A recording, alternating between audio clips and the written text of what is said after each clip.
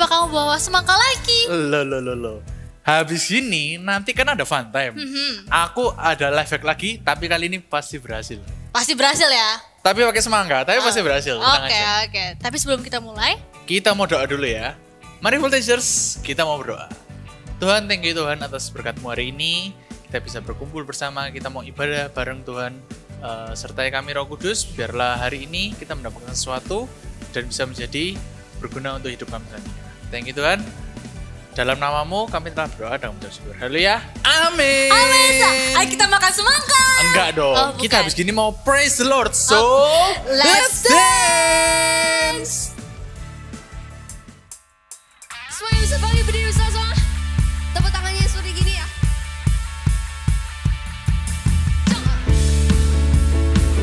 Hey, hey, hey. Hey, hey, hey.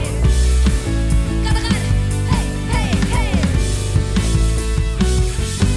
Jiwa bebas terlepas, kuasa maut telah terhempas. Nama Yesus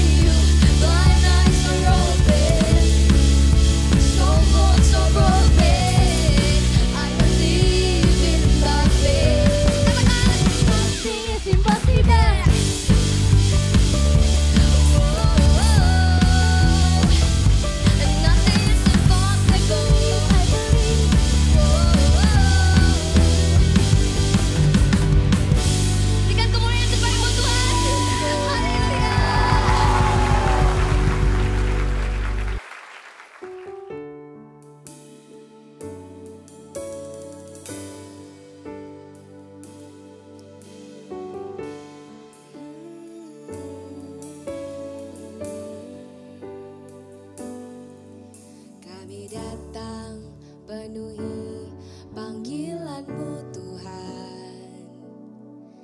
Dengan apa yang dapat kami berikan, kami penuhi amanat agung-Mu, menyelamatkan jiwa yang tersesat. Kami datang penuhi panggilan-Mu Tuhan. Dengan apa yang dapat kami berikan, kami penuhi amanat agung-Mu, melayani yang lelah dan berbeban. Urapi kami Tuhan dengan kuasa Roh Suci, berikan hati yang terbeban dan penuh kasih ilahi. Penuhi kami dengan kuasa dari tempat yang tertinggi, dan teguhkan semua kesaksian.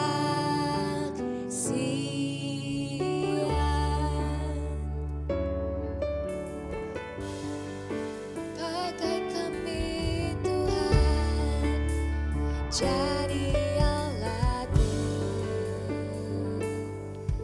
Kami datang penuhi panggilan-Mu Tuhan. Dengan apa yang dapat kami berikan,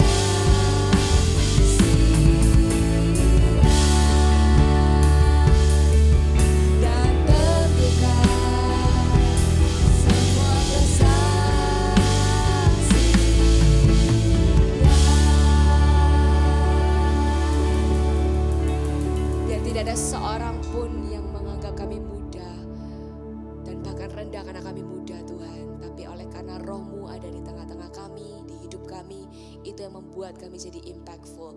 Kami minta Tuhan kebenaran firman-Mu juga membuat kami semakin hari bertumbuh di dalam Engkau. Dan kami siap juga melakukannya. Di dalam nama Tuhan Yesus Kristus, kami mengucap syukur dan berdoa. Haleluya. Amin.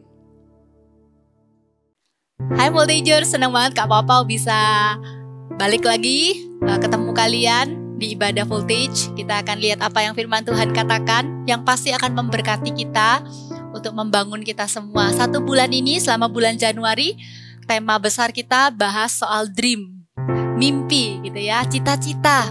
Kakak mau dorong, mau ingatkan terus untuk setiap kalian, jangan pernah takut ya, punya mimpi yang besar, yang hebat, yang benar-benar nanti di masa yang akan datang Tuhan akan pakai kalian lebih hebat daripada orang-orang yang sudah hebat sekarang ini.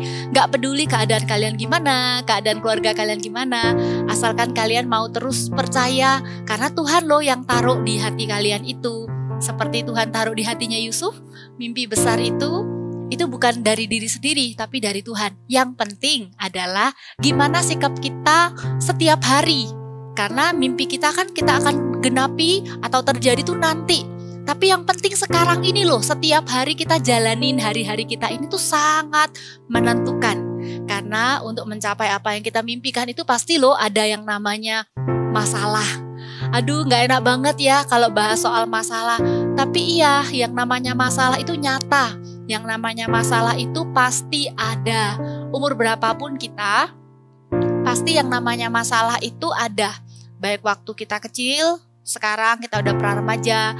Ntar kalau kita udah lebih dewasa, tetap juga akan ada masalah. Jadi jangan takut dengan masalah. Masalah itu bukan dari Tuhan. Tuhan gak pernah berjanji begini. Kalau kamu jadi anak Tuhan sungguh-sungguh, pasti hidupmu gak ada masalah. Tuhan gak pernah janji begitu. Tapi Tuhan berjanji akan selalu menyertai kita. Akan selalu bersama dengan kita menghadapi masalah-masalah itu. Jadi jangan takut. Bagian kita adalah mengenali sumbernya. Hari ini Kak Papa akan bagikan dari Alkitab. Bagaimana kita bisa kenal dulu penyebab masalah itu apa. Sumber masalahnya itu sebenarnya apa, sehingga kita bisa tahu cara menghadapinya bagaimana. Gitu ya, kita lihat sama-sama. Yang pertama, masalah itu bisa timbul karena kesalahan diri sendiri loh. Kalau misalnya masalah itu timbul karena kesalahan diri sendiri, maka yang kita bisa lakukan adalah kita sendiri yang membuang penyebabnya. Kita lihat dulu di Alkitab ya. Di kitab Yakobus 1 ayat 21, kakak tidak usah baca lengkap, kalimatnya kurang lebih begini. Buanglah segala apa yang kotor dan jahat. Artinya setiap kebiasaan buruk yang bisa mendatangkan masalah di kemudian hari di hidup kita itu bisa dibuang. Katakan sama-sama, buanglah segala yang kotor dan jahat. Segala yang kotor itu bukan ngomong kotoran ya, tapi sesuatu yang akan menghalangi kita mencapai apa yang menjadi mimpi kita itu. Misalnya contohnya, kebiasaan bohong. Kalau kita terbiasa dari sekarang, kita akan menuai masalah yang namanya gak dipercaya sama orang. Karena itu dari sekarang, jangan lakukan kesalahan yang sama. Karena kalau kita gak lawan sekarang, kita nggak buang sekarang, kebiasaan-kebiasaan kecil itu kelihatannya sepele, nggak terlalu banyak orang dirugikan.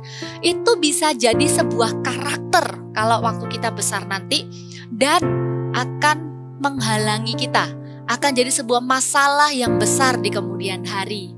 Contohnya lagi, kebiasaan suka menunda. Aduh masih lama, nanti aja. Nanti kalau sudah deket waktunya baru dikerjakan. Lama-lama kita terbiasa jadi malas. Malas itu kelihatannya enggak kok, enggak merugikan siapa-siapa. Tapi tahukah kalian bahwa kemalasan itu adalah masalah terbesar seseorang? Orang enggak bisa sukses, orang enggak bisa berhasil sebenarnya bukan karena enggak ada kesempatan. Bukan karena orang salah, kayak seperti pilih kasih. Oh dia yang punya kelebihan, dia yang dipilih. Bukan, tapi yang pertama-tama adalah karakter. Karena itu kalau misalnya kita merasa, iya ya aku ini masih males, ayo diberesin dari sekarang. Karena ada masalah-masalah yang muncul itu karena kesalahan diri kita sendiri. Caranya gimana? Ayo segera fix it. Buang itu. Latih diri kita untuk melawan. Kalau kita biasa males, ya ayo kita berusaha lebih tertata, lebih punya planning. Walaupun tugasnya masih jauh-jauh hari, kita sudah planningkan akan selesaikan kapan dan tidak mepet-mepet waktunya. Itu yang pertama.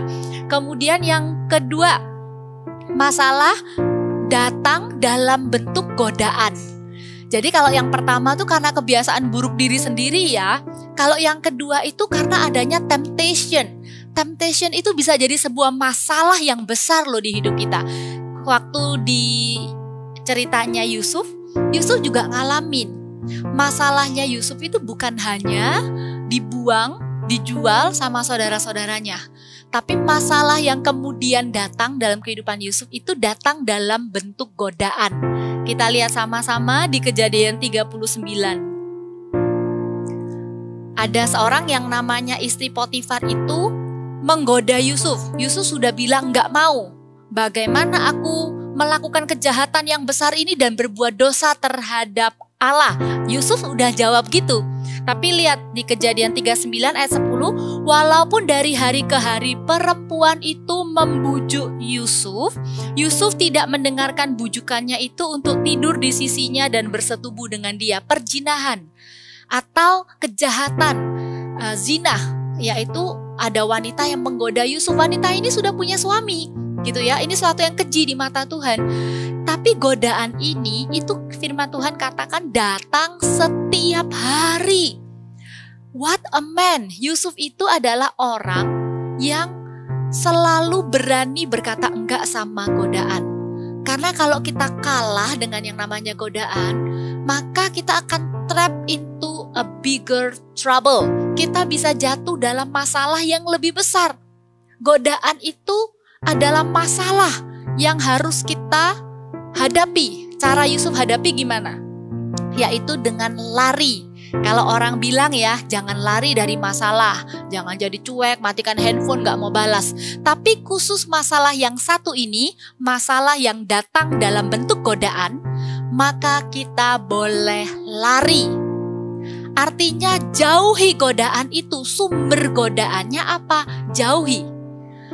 Waktu kakak berdoa, Tuhan ingatkan kakak, Voltagers, hati-hati dengan dua godaan ini ya, terutama di masa-masa kalian masih sekolah online, sering ada di rumah, yaitu godaan untuk addiction and pornography. Pornografi, kecanduan dan pornografi. Kecanduan itu apa? Kecanduan itu ketika kamu tidak bisa berhenti melakukan sesuatu yang kamu suka. Memangnya salah, misalnya suka main game? Enggak. Boleh kok main game, as long as it is a pleasure. Itu adalah sesuatu yang menjadi sebuah hiburan. Tapi kalau itu sudah menjadi sesuatu yang mengikat, artinya kita jadi nggak mau lakukan yang lain, nggak bersemangat lakukan yang lain, hanya lakukan main game itu. Hati-hati, apalagi kalau sudah sampai di taraf di mana ketika di stop sama orang tua mungkin kita bisa marah, kita bisa emosi, kita bisa bahkan benci dengan orang tua kita hanya karena kita dilarang main game. Ketika itu terjadi, ayo mulai dari sekarang minta Tuhan tolong ya. Tuhan, aku mau hidup dengan sehat. Aku gak mau terikat dengan apapun. Aku gak mau kecanduan apapun. Apakah itu game online, apakah itu apapun lah yang lain-lain. Kalian yang tahu sendiri, setiap orang beda-beda ya. Dan yang kedua yang Tuhan ingatkan adalah pornografi. Itu godaan yang selalu bisa datang setiap hari. Tidak ada yang bisa mengawasi kita 24 jam. Kakak sebagai orang dewasa juga punya freedom, akses tanpa batas di gadget kakak. Tapi kakak selalu berdoa juga. Seperti lagu yang berkata, kekang suci di dagingku, terus pimpin aku. Roh Kudus bantu aku supaya aku gak jatuh di dalam dosa pornografi lewat gadget. Kita nonton-nonton sesuatu yang gak baik. Sebenarnya ya, kalau misalnya ada rasa penasaran di dalam diri kalian, kalian pengen tahu itu apa sih? Orang dewasa itu apa sih? Itu artinya yang kalian butuhkan adalah sex education. Pornografi bukan jawabannya. Kakak dorong kalau kalian penasaran untuk hal-hal yang berbau seksual, datang kepada orang tua, atau kalau kalian malu, cari kakak rohani, sesama jenis yang bisa membantu kalian menjelaskan. Jangan cari jawabannya lewat film-film atau lewat gambar-gambar, lewat konten-konten yang ada di media sosial. Oke ya, jadi larilah dari sumber-sumber masalah itu supaya kita tidak terikat, tidak kecanduan dengan sesuatu, terutama dengan pornografi. Sedih loh, Kak Papa tuh pernah tahu ada orang yang berhasil, orang yang kelihatannya sukses gitu ya, bisa jadi seorang pemimpin gitu di perusahaan atau apa, pendidikannya juga tinggi, orangnya smart gitu ya, punya banyak teman, dikagumi banyak orang, ternyata punya secret life, punya darkness, punya kehidupan gelap yang orang lain tidak tahu. Satu hari itu akan seperti bom waktu, itu akan jadi sesuatu yang berbau busuk, yang lama-lama nggak bisa ditutupin lagi. Maka orang yang berhasil, yang sudah ada di puncak itu bisa jatuh begitu aja hanya karena dosa moral, dosa seksual. Dari sekarang yuk Voltagers, Tuhan akan memberi kalian kekuatan menghadapi masalah yang datang dalam bentuk godaan ini. Katakan amin. Amin ya, seperti Yusuf yang sudah lari dari godaan istri Potifar. Walaupun akhirnya muncul masalah yang ketiga. Kalau dari ceritanya Yusuf, yang ketiga adalah masalah yang muncul akibat perlakuan orang lain. Kadangkala kita tuh udah bener ya, kita tuh udah jagain hidup kita kayak Yusuf, udah berani nolak sesuatu yang salah, tapi ternyata malah difitnah. Kalian tahu ya ceritanya, kalau Yusuf itu lari, terus istri Potifar itu memfitnah Yusuf dan berkata, ini orang ya malah mau buat jahat sama aku. Padahal yang jahat siapa? Dan suaminya, yaitu Potifar, percaya kepada istrinya. Akhirnya Potifar marah, kemudian memasukkan Yusuf ke dalam penjara. Penjara itu adalah tempat tahanan para raja. Dan dikatakan di sana Yusuf itu dipenjara padahal dia tidak salah. Masalah yang ketiga yang kita bisa hadapi di hidup ini adalah ketika kita menerima perlakuan orang lain yang gak baik. Bisa jadi kita juga difitnah. Teman kita ngejelekin kita, ngomongin sesuatu yang salah, yang jelek tentang kita. Kita tidak perlu balas. Kita tidak perlu berusaha bela diri. Tenang aja, sama seperti Yusuf. Punya hati yang dijaga gitu. Kita tuh nggak bisa loh mengatur orang itu mau jahat atau enggak sama kita. Tapi yang pasti kita tuh bisa mengatur hati kita ini. Kita bisa membuat keputusan apakah kita mau tetap punya hati yang baik atau hati kita jadi ikut jahat. Kita pengen bales apa yang orang lain lakukan kepada kita. Waktu Yusuf difitnah sama istri Potifar, Yusuf itu tidak punya yang namanya mental korban. Yusuf gak nyalahkan siapa-siapa. Yusuf di dalam penjara itu gak cuman diem, duduk dengan wajah sedih, kasihan ya aku tuh padahal udah berusaha lakukan yang benar tapi kok ternyata kayak gini hasilnya. Bahkan Yusuf gak pernah menyalahkan Tuhan juga. Jangan sampai ya kita salahkan Tuhan. Tuhan, aku nih udah pelayanan kok malah ada masalah. Tuhan, aku tuh udah ndak bales waktu temenku gini kok malah aku yang dapat masalah. Tetaplah tenang. Tetaplah jaga supaya hati kita ini adalah hati yang baik dan berkenan di hadapan Tuhan. Kejadian 39 ayat 21 berkata, tetapi Tuhan menyertai Yusuf dan melimpahkan kasih setianya kepadanya dan membuat Yusuf kesayangan bagi kepala penjara itu.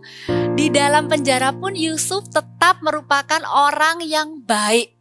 Hatinya tidak jadi jahat hanya karena orang buat jahat sama dia. Di dalam penjara Yusuf juga memperhatikan sesama teman yang ada di penjara itu. Yusuf gak egois. Yusuf gak cuma mikirin diri sendiri. Kemudian Yusuf gak menyesali kenapa aku nih udah bener tapi kok aku malah hukum, padahal aku nggak salah. Normalnya pasti ada rasa tidak puas, rasanya pengen membela diri.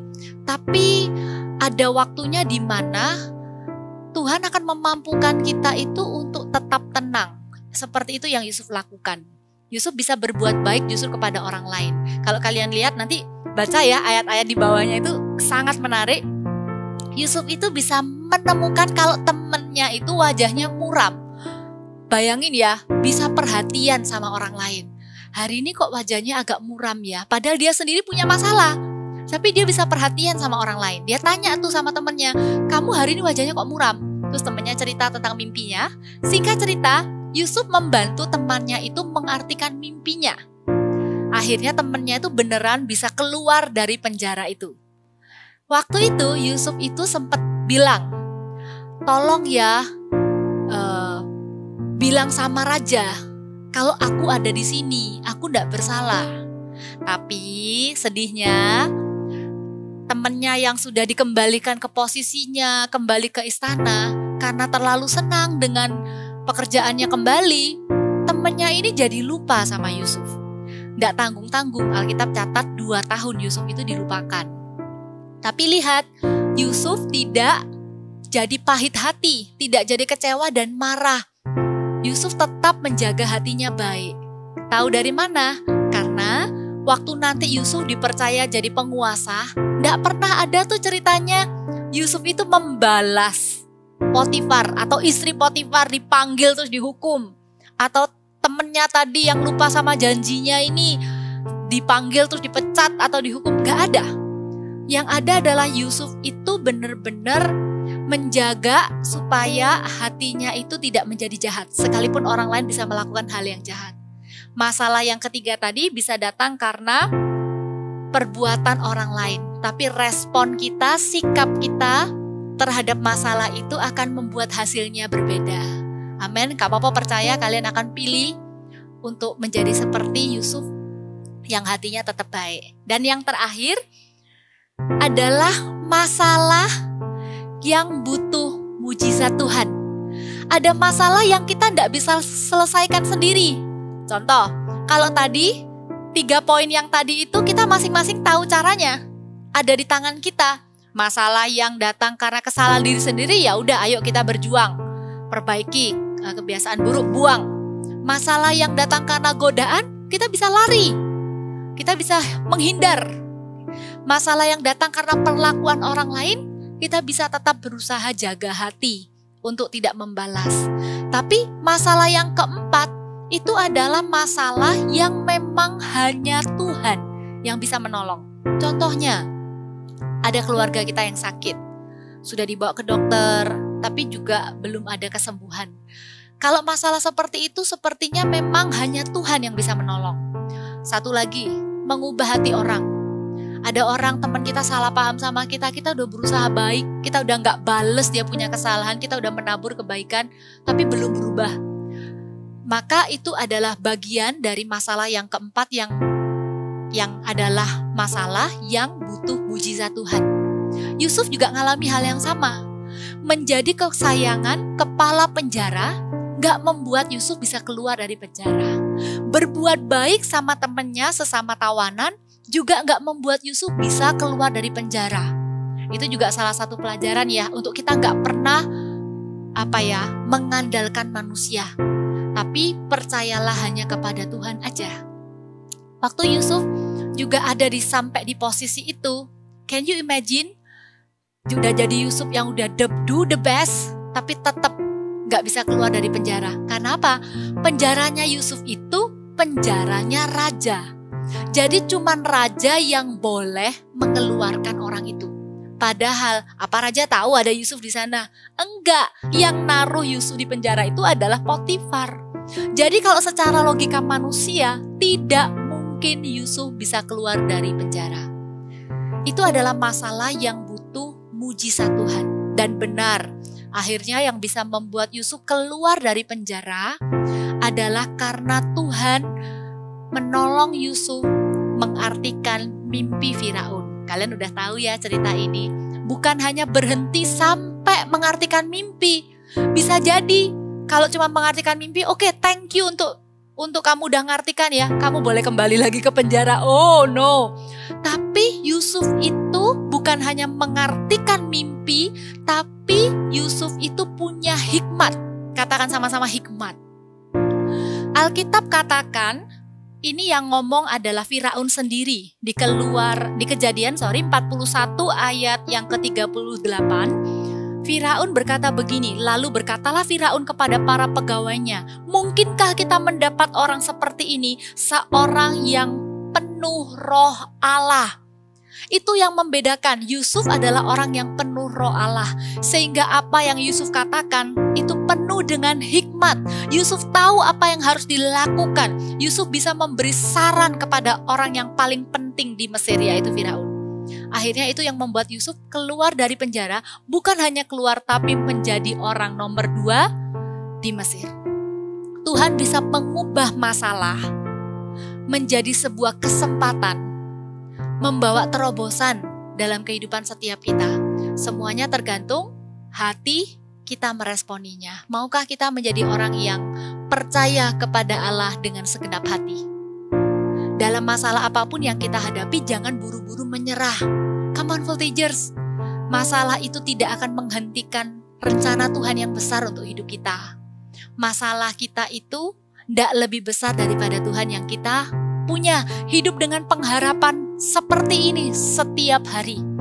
Percayalah kepada Allah dengan segenap hati. Kalau hari ini kita masih ada di dalam masalah ya, jangan lihat masalahnya yuk, lihat Tuhan. Amin. Minta Roh Kudus bantu kita untuk mengatasi. Yang pertama tadi, Roh Kudus bantu kita untuk membuang kebiasaan buruk supaya nggak jadi masalah di kemudian hari. Yang kedua, minta Roh Kudus bantu kita berkata enggak sama temptation, karena kita nggak mau jadi orang yang terikat.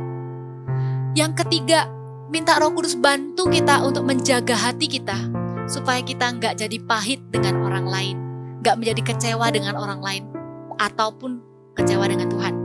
Yang keempat, minta Roh Kudus menolong kita untuk terus punya iman percaya, karena ada hal-hal tertentu yang jadi masalah buat kita bukan dengan kekuatan kita, tapi butuh mujizat dari Tuhan. Amin.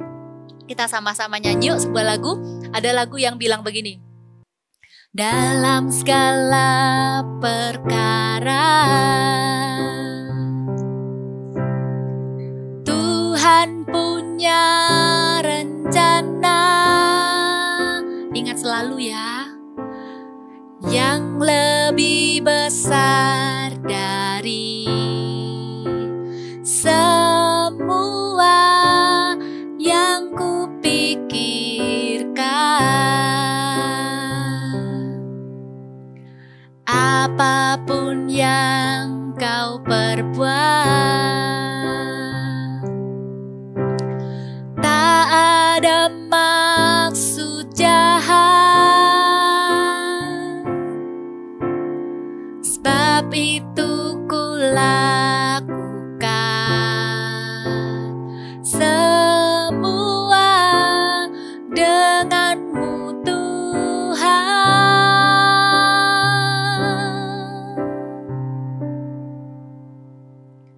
Ku tak akan menyerah pada apapun juga, sebelum ku coba semua yang ku bisa, tetapi ku berserah kepada kehendakmu. Hatiku percaya Tuhan punya rencana. Nyanyikan lagi sama-sama, ku tak akan menyerah. Mungkin lagu ini baru buat kalian. Kakak dorong kalian pelajari lagu ini ya, karena kata-katanya sangat powerful juga untuk mengingatkan kita untuk terus percaya kepada Tuhan. Ku tak akan menyerah pada apapun juga, sebelum ku coba semua yang ku bisa, tetapi ku berserah kepada kehendak percaya Tuhan punya rencana. Kakak mau doa buat kalian taruh tangan kalian di hati. Roh Kudus akan bantu kalian. Roh Kudus mengenal kalian lebih dari siapapun juga. Roh Kudus tahu masalah apa yang hari-hari ini kalian hadapi. Dan Roh Kudus akan menolong kalian. Amin. Kita tutup mata sama-sama. Kalian bawa ya setiap apa yang menjadi permasalahan kalian di hadapan Tuhan. Tuhan, saat ini hamba-Mu berdoa untuk setiap teman-teman Voltage. Kadangkala mereka merasa mereka sendiri, gak ada yang mengerti mereka. Tapi satu hal yang hamba-Mu tahu, Roh Kudus, Engkau adalah sahabat yang sejati. Engkau adalah penolong dalam kelemahan kami. Kami berdoa saat ini untuk teman-teman Voltage. Kalau di antara mereka Tuhan, ada yang sedang di dalam masalah, sungguh-sungguh hamba-Mu berdoa, bantu mereka ya Tuhan. Masalah apapun yang mereka hadapi, baik itu karena kebiasaan buruk sendiri, baik itu karena godaan dosa, baik itu karena perlakuan orang lain yang tidak baik, atau karena mereka membutuhkan mujizat Tuhan. Hamba-Mu minta hari ini ya Tuhan, bantu setiap kami untuk terus percaya kepadamu, melihat Engkau, dan kami percaya Tuhan akan menolong kami dalam masalah kami. Masalah kami tidak akan membuat kami jadi lebih buruk. Masalah kami tidak akan membuat kami jauh daripada Tuhan. Masalah kami tidak akan membuat kami mundur. Tapi kami akan berjalan terus bersama dengan Tuhan. Sehingga satu hari kami akan menoleh ke belakang melihat masa-masa di mana kami mengalami masalah itu, kami berkata, Tuhan Yesus terima kasih sudah setia menolong kami. Kami sekarang jadi lebih kuat, kami jadi lebih berhikmat, kami jadi lebih percaya kepada Tuhan Yesus. Terima kasih Tuhan Yesus. Angkatlah kedua tanganmu, terimalah berkat yang terbaik dari Allah Bapa yang mengasihimu, dari Tuhan Yesus, dan dari Allah Roh Kudus yang selalu menyertaimu, tidak pernah dibiarkannya engkau sendirian. Terimalah hikmat untuk kamu bisa membuat keputusan yang tepat di waktu yang tepat. Ketika kamu bingung harus berbuat apa, Roh Kudus akan memberikan hikmat kepadamu. Terima kasih Tuhan Yesus, berikan tambahkan karunia iman kepada setiap kami juga. Di dalam nama Tuhan Yesus, haleluya, amin. God bless you. Joel, kali ini kamu mau ngapain nih? Hari ini fun time-nya adalah life hack lagi. Oke. Tetapi hari ini pasti berhasil. Aku sudah mencari-cari di internet cara-cara life hack yang keren. Ini salah satu yang keren. Oke, apa? Hari ini kita punya semangka. Semangka. Semangka lagi ya kan. Sama kita punya benang di sini. Benang. Benang. Oke. Aku nggak bisa menebak nih mau Nah, ngapain. ini tuh buat misalnya nih, buat voltagers kan kadang ada yang nggak dibolehin pegang pisau gitu kan. Oke. Kan itu kan bahaya juga. Oke. Kita juga bisa memotong tanpa pisau. Menggunakan Yakin benang bisa? ini. Yakin dong. Ini ya, kita contohin ya. Set, ya kan? Ini benang, kita tarik gini. Lalu kita coba ya. Oke. Set.